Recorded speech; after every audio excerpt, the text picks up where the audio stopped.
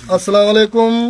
मैं वहाब लुंड गाल करेंदा पिया। बिल्कुल मैं ठीक हाँ। हर बंदा आखदे फटी थे, जख्मी थे। मुखबिरें दी चोते च काठिए, शहनशाह दे चोते च काठिए। मौका ले जितना ड्रोन सट्टे सट्टे असा ही वारदात हूँ डट ते करे सूं। जरा बदमाशी की वधे ना हरू भरू असा अमन पसंदू भला उतले हुकूमत आखदे जो उतले जवान आखदे जो इहो भी वारदात करेंदे। मैं बिल्कुल ठीक ठाक हाँ, टुरदा वदा फिट हाँ, कई शय में को कोनी। जो मुखबिर को करने बेशक अपना जोर लावे। मैं फिट हाँ इंशाअल्लाह, डट ते मुकाबला करे सूं। अस्सलाम वालेकुम।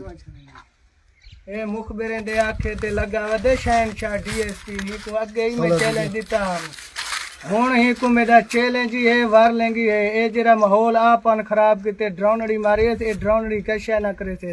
ये खुद लगा आवे इनको जुरत है ना, खुद लगा आवे इनको पता लग वैसे वजन दा हुण ही मैं इनको कर दिखे सा। मेरा चैलेंज है इंशाअल्लाह हुण मैं ए जरा जिला राजनपुर हिंदे विच वारदात डट ते करे सा। ए नाजायज़ी किते इंशाअल्लाह इनको नाजायज़ी दा मैं दिखा दे सा। ए जरा मुखबिरें दे आखे दे लगा वदे ना दूसरे मुखबिर कुछ ही को साथ ना देसन दले को मुखबिर को तोड़ ना ने से ने अपने मुलाजिम मरवे से नुकसान करवे से अगे ही पुल पे अपना नुकसान करवाए यो मुखबिर ते आखे दे हुण इंशाअल्लाह अपना नुकसान करवे से। अपने चौकियां ही लोग करे जेरे पिकेट लगे पे ने ना नबी शाह वाले ए लुंडा मोड़ वाले ए अपना पिकेट ही लोग करे।